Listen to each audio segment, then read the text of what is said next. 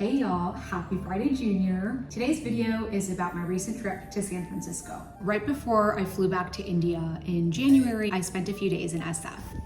We are at Tamales Point Trailhead. It's just been storming here for basically the past 2 weeks, and we've gotten really lucky today on our last day here with some sun and blue skies. I love this city. It always inspires me to my deepest layer. I don't know what it is. It's something about like the crispness of the air and just how vast and expansive a lot of the scenery is being on the coast. I don't know. I always just love going there. For those of us that live in big cities, our eyes are always so focused on like immediately what's right in front of us. But as I've started to learn more about aperture in my filmmaking class, I'm learning how valuable it is to shift up your perspective every now and then, both behind the camera, but of course also just in life in general.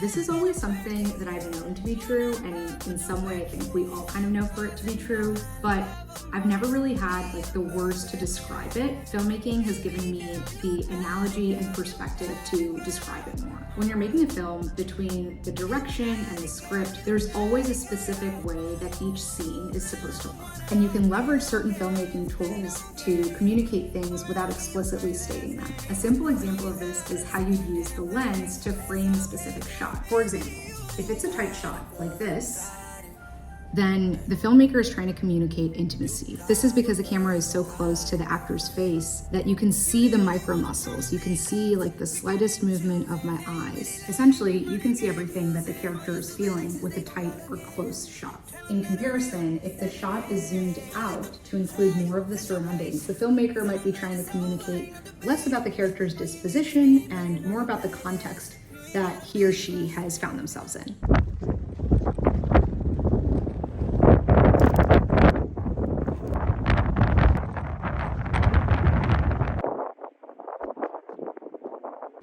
What? That's insane.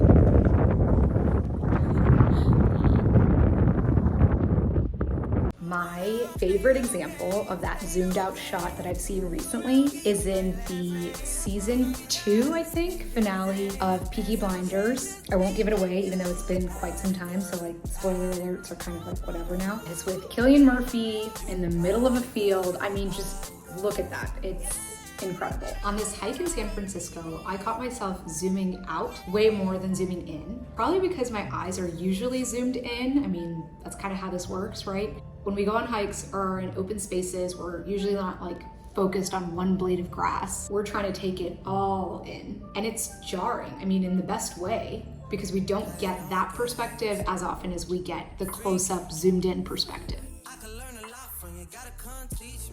I think this is why a lot of us freaked out when Apple came out with the panoramic feature on iPhone's camera. It was like, how can I capture this? Like, is the vastness, the expansiveness, just me? Cool, okay. One of my Twitter pals, Charlotte, is it weird to call people Twitter pals? It feels better than calling them like an internet friend, right? That feels creepy, like chat room creepy. Anyways, Charlotte recently shared why our minds are so attracted to this view. She learned this on Andrew Huberman's pod, and I'm just pulling up the tweet now. Looking at a vista or a horizon is relaxing because you naturally go into panoramic vision. Compare that to being indoors, staring at our phones, talking to somebody. You may not notice it, but your entire visual field shrinks to a much smaller aperture, increasing your alertness. Without conscious effort, we spend most of our days in tunnel vision and rarely go into panoramic vision. But then she goes on to say that when we do shift into panoramic vision, we activate the part of our nervous system that's associated with relaxation and calmness. And if you look at the shots that I've taken on this hike, it's almost entirely in panoramic vision. I don't mean like panoramic mode on your phone. Anyways, at the time that I took this footage, I didn't know any of the scientific or filmmaking reasoning for why I was so attracted to these shots. But it's been cool to contextualize all of it together. And it's reaffirmed a couple things for me. The first is that films are just small snippets of life. And the simplicity of that is really beautiful to me. Which brings me to point number 2. As a student of film, approaching this craft can be really daunting. I mean, there are so many technicalities and specifics that I know nothing about. And I'm just in the early stages of learning all of it. But I realized that it's not necessarily my job to build things from scratch and to have it all figured out right now and immediately.